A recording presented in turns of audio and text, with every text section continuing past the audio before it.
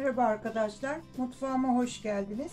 Bugün herkesin sevdiği, IKEA'ya gittiği zaman mutlaka yemek istediği İsveç köftesi, IKEA köftesi yapıyoruz. Burada 250 gram kadar kıyma, 4 yemek kaşığı galeta unu, 1 soğan rendesi, 1 yumurta, burada 1 tatlı kaşığı tuz, 1 çay kaşığı karabiber, yarım çay kaşığı karbonat, 2 yemek kaşığı krema,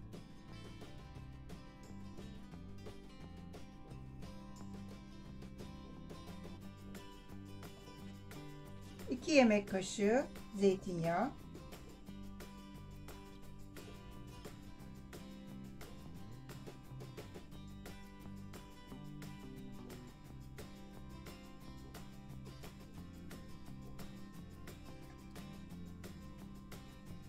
şimdi bunu yoğuracağız.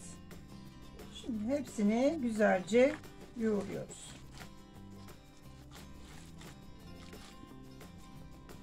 Çok kolay bir köfte ama çok tadını herkes çok beğeniyor. Niye evde yapmayalım?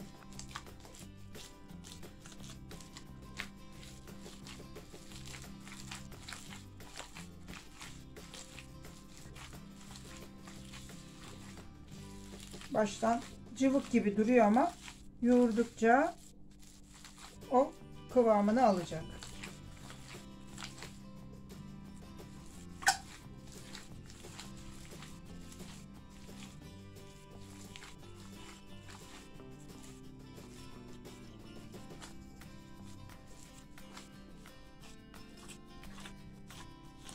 Buna bir de çubuk patates kızartacağız.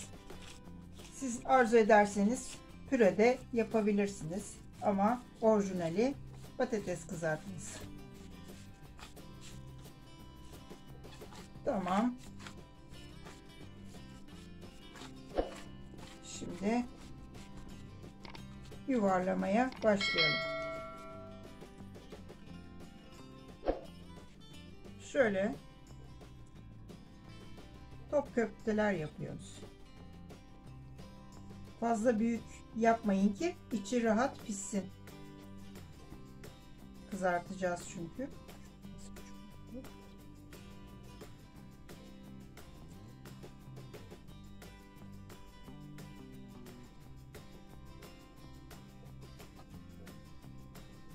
Bakın 250 gram kıymadan bayağı bereketli bir yemek olacak.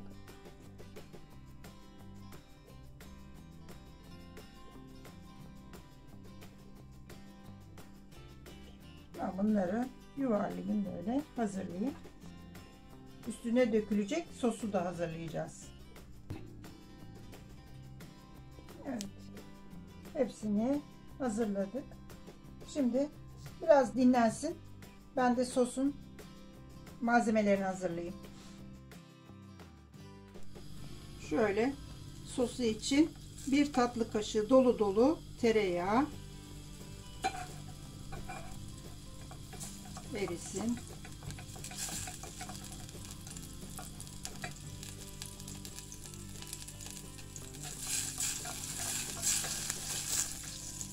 Bunun içine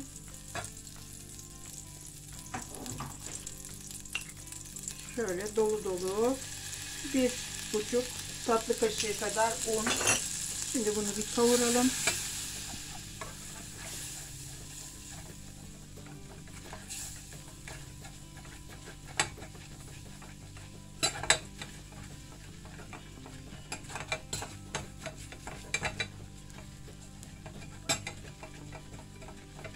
Şimdi bunun içine 1 su bardağı et suyu, tavuk suyu da koyabilirsiniz. Et suyu vardı bende.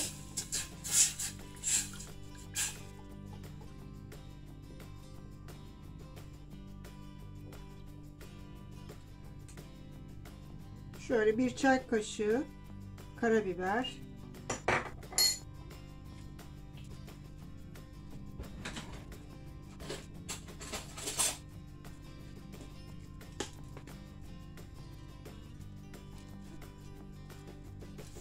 İki yemek kaşığı soya sosu.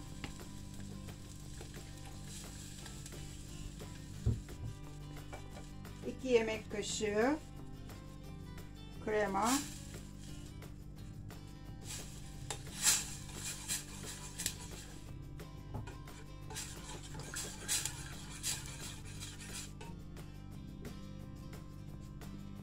Şöyle 1 yemek kaşığı dolu zeytinyağı.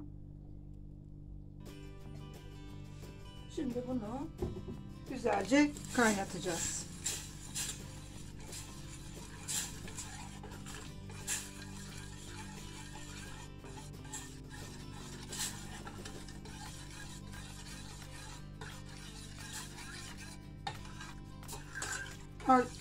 Arzu ederseniz bulyon da, et suyu yerine bulyon da kullanabilirsiniz ama ben evde bulyon kullanmıyorum.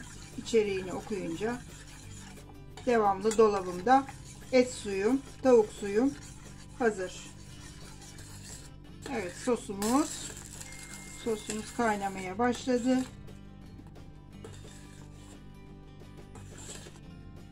Şimdi köfteleri kızarttıktan sonra bu da biraz bekledikçe kıvam alacak. Evet. Hazır.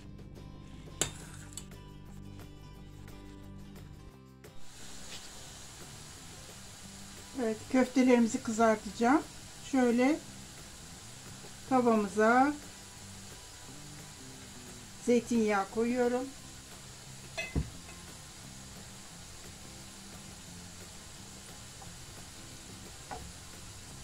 Patatesim bu arada kızarıyor. Parmak patates, ince. Sosum hazır. Şimdi köftelerimi atıyorum.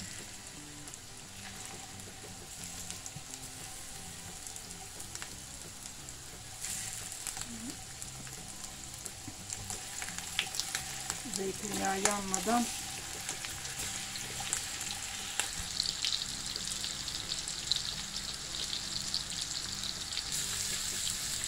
böyle çevire çevire bütün her tarafını kızartacağız.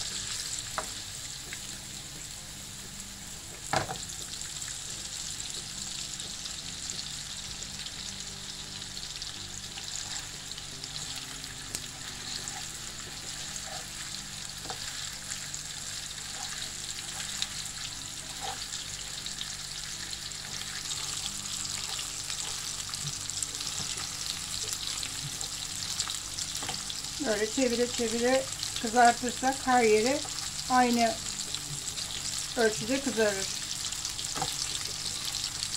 Patateslerim de çıtır çıtır olması için soyduktan sonra yıkayın, kurulayın. Daha sonra içine 1 yemek kaşığı nişasta atın, karıştırın, öyle kızartın. Patatesleriniz ne cins olursa olsun çıtır çıtır oluyor.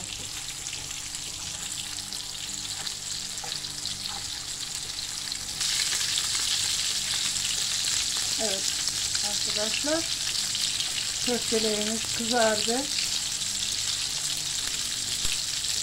Şimdi onları alayım.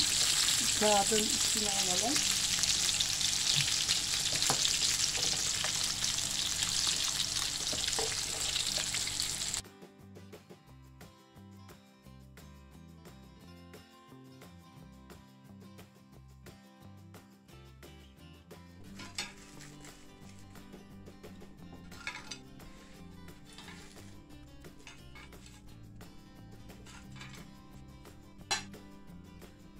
Şimdi bunun üstüne şöyle sosumuzu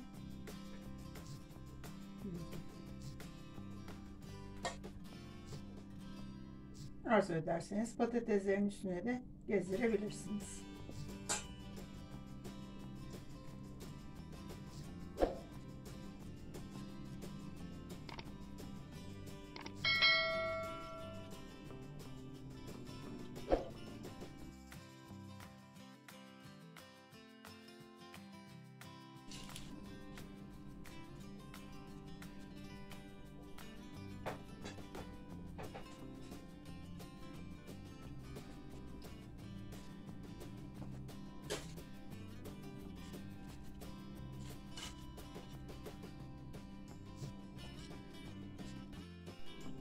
Evet arkadaşlar, yemeğimiz hazır.